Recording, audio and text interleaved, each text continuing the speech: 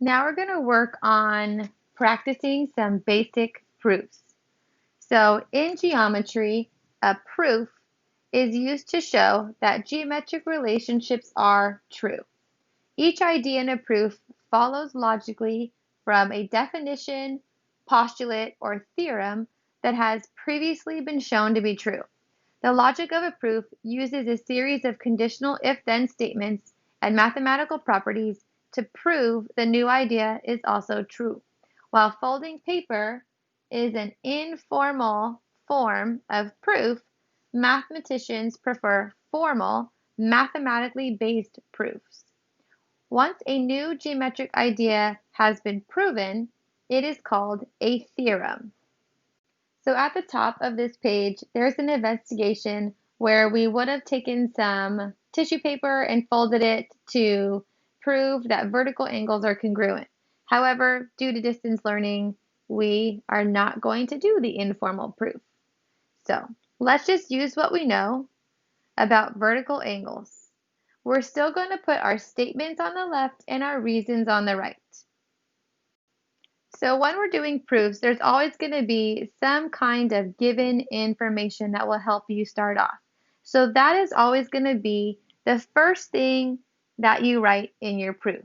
So we are given that angle 1 and angle 3 are vertical angles, and the reason is just going to be given because it was given to us originally.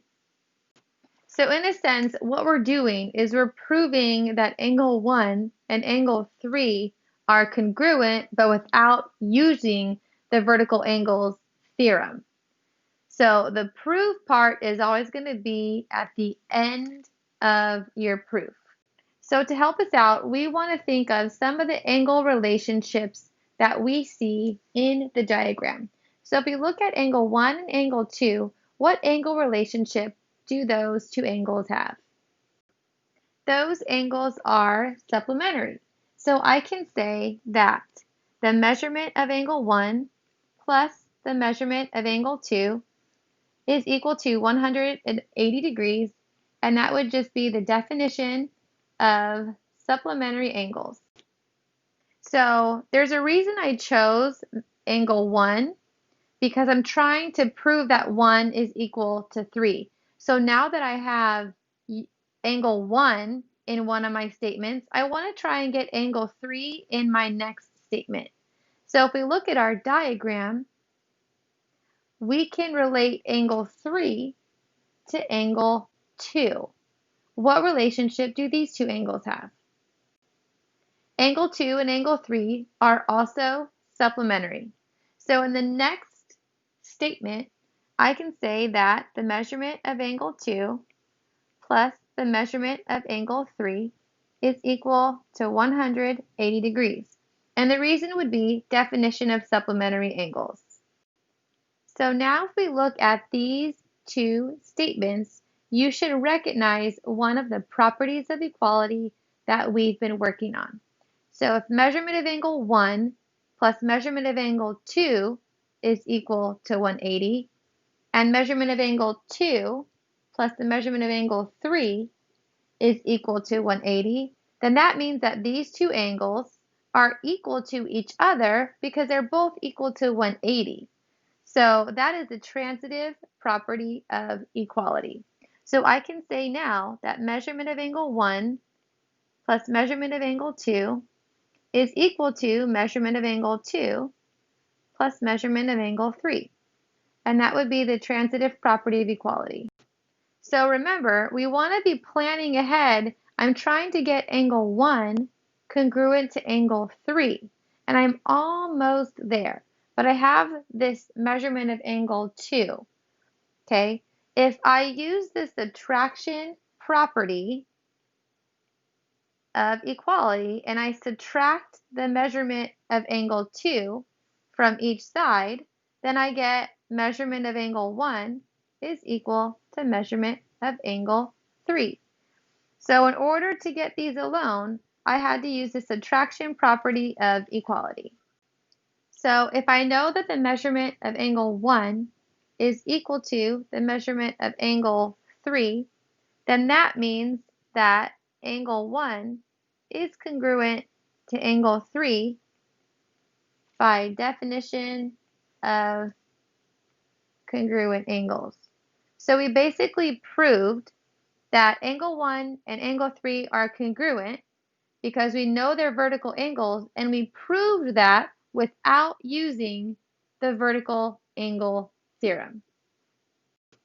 So the vertical angle theorem states that vertical angles are congruent. We knew that previously, but now we know how to formally prove it.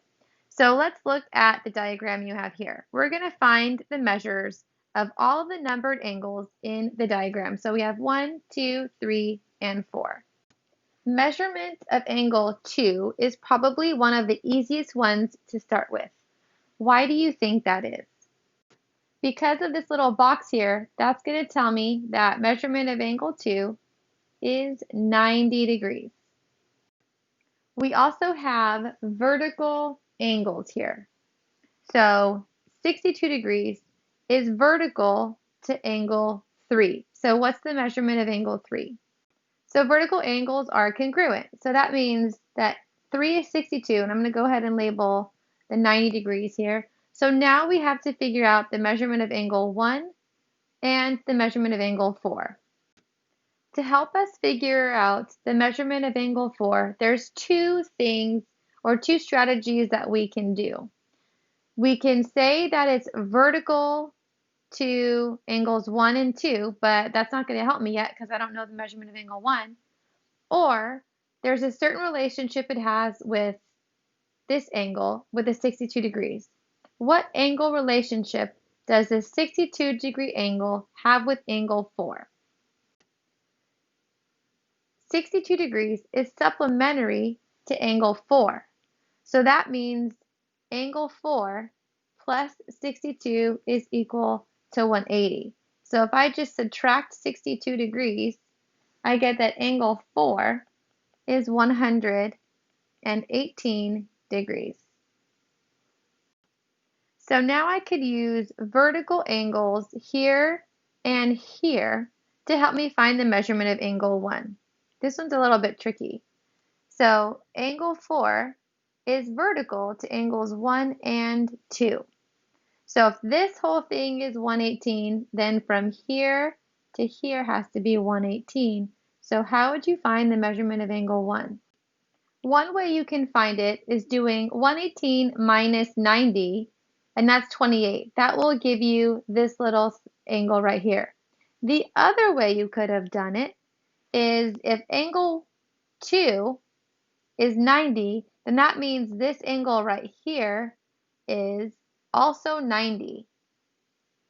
So I also could have done 90 minus 62, which is also 28. So that would have also given me angle 1. So when you have diagrams like this, there's more than likely more than one way to get to your answer and find the different angle measurements. So now that we know that vertical angles are congruent because we now know how to formally prove them, we can continue to set up algebraic equations for all of our problems.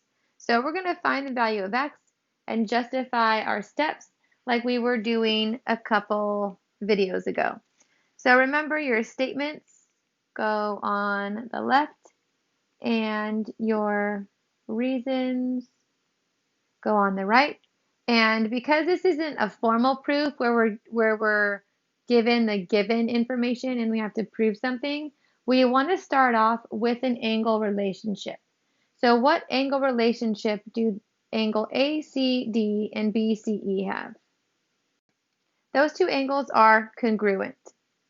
They're congruent by the vertical angles theorem. So we have angle ACD is congruent to angle BCE, and now we can formally say that it's the vertical angles theorem. And because these angles are congruent, that means that the measurement of those angles are equal. So your equality statement would come next. And because we already used vertical angles theorem, their measurements are equal, so that would just be definition of congruent angles. Because the two angles are congruent, their measurements are equal. So now we replace these two angles with the expressions that they give us in the problem. So ACD is 4x, and measurement of angle BCE is x plus 36. What property did I just use? I used the substitution property of equality. So now we want to solve for x. It would make the most sense to subtract this x to the other side, which would give me 3x is equal to 36. That is the subtraction property of equality. Last, to isolate the x, we could divide by 3 on both sides. So your answer would be 12, and that would be division property of equality. For these problems, we're going to use the vertical angles theorem to solve for x. And remember, the vertical angles theorem says that vertical angles are congruent, so it will allow me to set these two equal to each other. Be careful here, these ones are not vertical angles. For these problems, you do not have to do a formal proof like we did in the last problem. So go ahead, pause the video, work out number 1, and then unpause the video to check your work. You should have gotten x equals 11 for your answer. So you set them equal to each other, get all the x's on one side, constants on the other. Go ahead, try number 2, pause the video, work it out, and then unpause the video to check your work. You should have gotten 12 for x for your answer. Let's look at number 3. These are not vertical angles, so this one is a little bit tricky. What angle relationship do these two angles have? These angles are supplementary, so that means they're going to add to 180 degrees. So we're going to have 3x plus 12 plus 7x plus 18 is equal to 180. Go ahead and pause the video, work the problem out on your own, and then unpause the video to check your work. You should have had an answer of x equals 15. So I just want to caution you guys, most of you guys, when you're solving these problems, you make your mistakes when you're combining like terms because we're not paying attention to the signs that are in front. So these are all positives, but just in the future, make sure you're paying attention to any of the negative signs that can appear in front of the constants. So one thing we're going to do is go back and list our strategy for why we set these problems up the way we did.